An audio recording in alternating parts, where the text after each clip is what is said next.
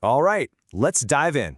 If you're a federal employee or annuitant, you know open season is looming. And that means it's time to get a handle on one of the trickiest parts of any health plan, your prescription drug benefits.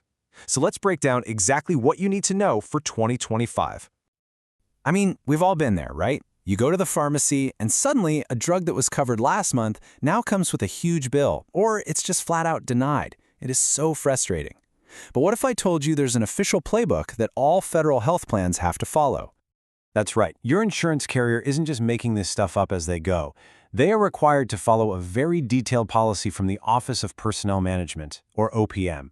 You can think of it as the official rulebook for your pharmacy coverage. And understanding these rules, that's the key to really mastering your benefits. So, here's our game plan. We're going to start with the rulebook itself, then talk about getting the right medication.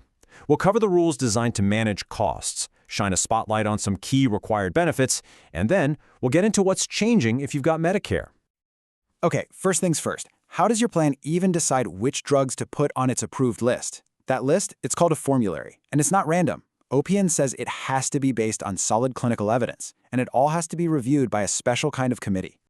That committee is called the Pharmacy and Therapeutics Committee, and OPM has some really strict rules about it. They have to meet regularly, and the majority of its members have to be practicing doctors and pharmacists. And here's the most important part. They have to be free from conflicts of interest. This makes sure that the decisions about your medicine are actually guided by science and safety, not just by the cost. So, what happens when your doctor prescribes something and it's not on that approved list? Do you just have to give up? No way. This is where your right to what's called a formulary exception comes into play. And this isn't just a suggestion. It's a right with a ticking clock. As soon as your doctor submits that request, your plan is on the hook.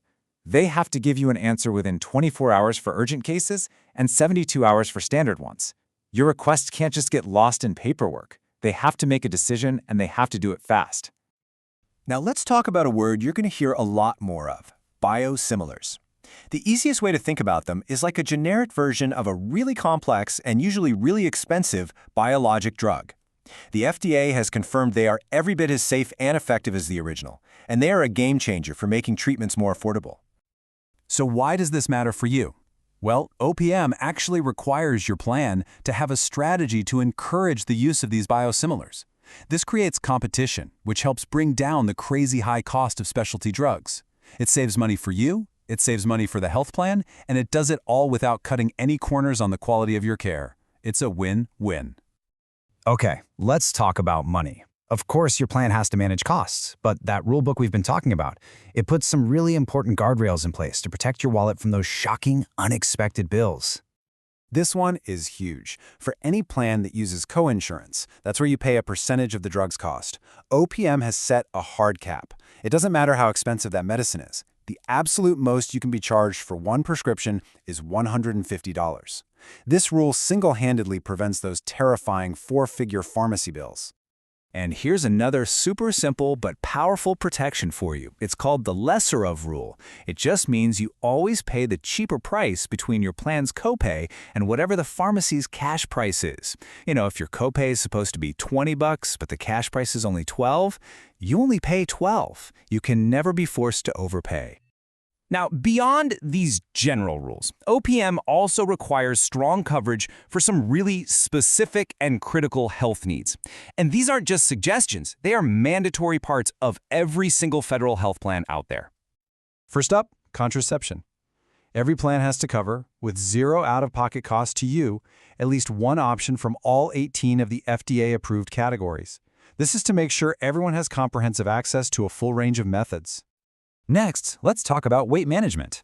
The OPM rulebook is crystal clear on this. Plans are not allowed to have a blanket exclusion for anti-obesity medications. In fact, they are required to cover at least one GLP-1 drug, think Ozempic or Wegovy, plus 2 other oral medication options for weight loss. Tackling the opioid crisis is a huge public health priority, and your benefits have to reflect that.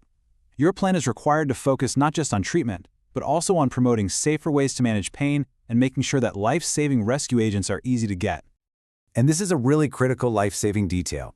Every single plan must make at least one opioid overdose rescue agent, like naloxone, available to you with zero, and I mean zero, cost sharing. No deductible, no copay, nothing.